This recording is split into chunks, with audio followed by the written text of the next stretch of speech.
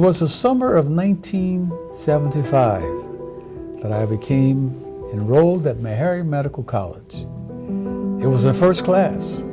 It was the first lecture by Dr. Henry Moses. He was lecturing on living longer. How do you live longer? What happens? And he said, you know, people live longer based on lifestyle. And he said, Seventh-day Adventists tend to live 10 to 15 years longer than anyone. And he said, you know what? We normally accept a Seventh-day Adventist in our class. Is there a Seventh-day Adventist here? And I responded to the call. I raised my hand. I said, I'm here. And he said, hey man, tell us about your funny meat that you guys eat. You know, tell me about that stuff that you guys have. So I told him about Worthingtons and Loma Linda, and I told him about those things. Then he said to me, now tell us about your lifestyle. He said, you know, do you drink? Do you smoke? I said, no, we don't do any of those things. And what a segue that was, because after class, I was surrounded by my fellow classmates. We began to just sort of meet and talk because this group wanted to know more about what made Seventh-day Adventist special. We started a Bible study. And it began to grow because everybody in our class was interested. We had 120 students who were in our class.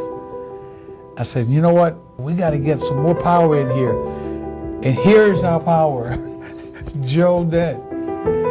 I said, man, we've got to have some more powerful studies because they want to learn. And God has given us an opportunity of learning and teaching.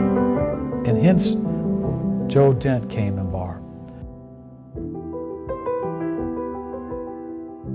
Well, we were living, of course, here in Nashville. I was working at the time with the South Central Conference, serving this field as the school superintendent, education director for the conference.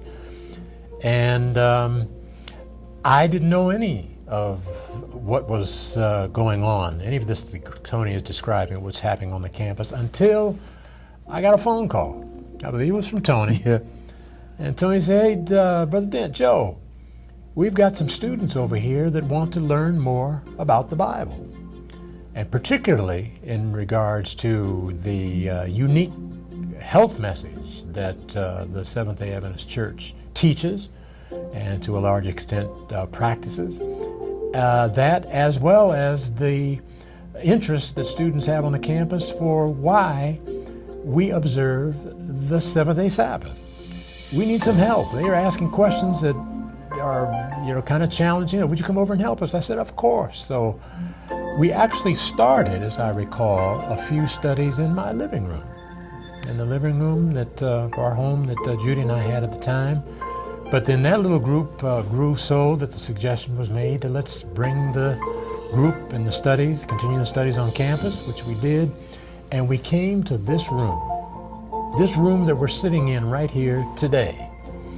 And we started a series of Bible studies, which we later, in due course, nicknamed the Meharry Bible Seminar.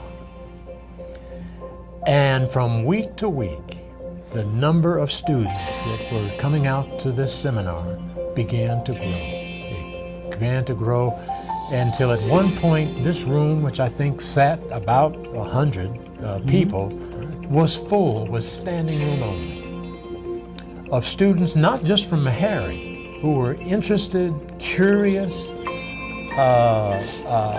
perplexed by some of the things that they had heard and were hearing as to why the world largely worships on Sunday. But here's this group of people called Seventh-day Adventists who, along with Orthodox Jews, are observing and keeping the seventh-day Sabbath. They wanted to know.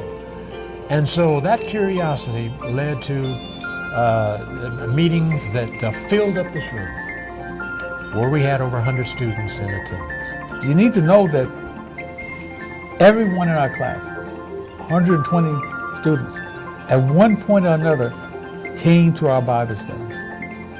At one point or another, every member of our class also came to Hillcrest Seventh-day Adventist Church, where Elder Harold Kibble was the pastor. So from that one encounter where he tells me, hey, tell me about what you guys do, what you eat, etc., etc.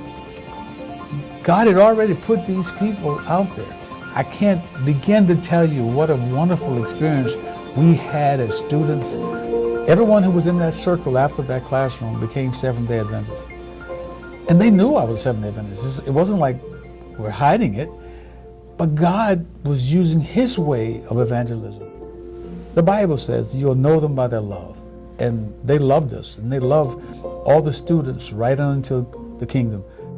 I think the real deal here is that love won us over. It made the day. That's what made me stand, because of the love of Christ. And we saw love in the church.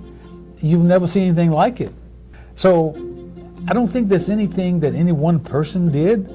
I think it was God's working, His handiwork, because as you saw in Ellen White's writing in volume 7, page 233, that it was destined to be. So it had nothing to do with me. It had nothing to do with any one person. This is something that God Himself ordained. And when God ordains it, it's blessed. So it wasn't me. It's nothing that I did. It's nothing that I could have done. It's what God did. 40 years later, now what? What do we do? Okay. It's been 40 years. We witnessed something that was so special. I think everybody involved in this thing saw the special effects of God and His handiworks and how God works. I think that it can be, in fact, done again, because humans still have the same needs. God created in us that desire to connect to Him. It's a matter of who will carry the torch, who will make the stand, because God has put it on their hearts. In school is probably the best time to find God, because you're trying to pass a test. You said, Lord, help me pass this test. So I think that one of the things that we need to do is say, hey, what did we learn from 40 years ago? What can we do now? How can we adjust the message if it needs to, in terms of how we deliver it, not necessarily the message, because it doesn't necessarily change, but we need to find a way, how do we reconnect with our friends and our colleagues in order to get this message out there? Because people want to hear, but we have to be able to carry it. We also need to make sure it's carried with love. And love wins the day, all day, every day.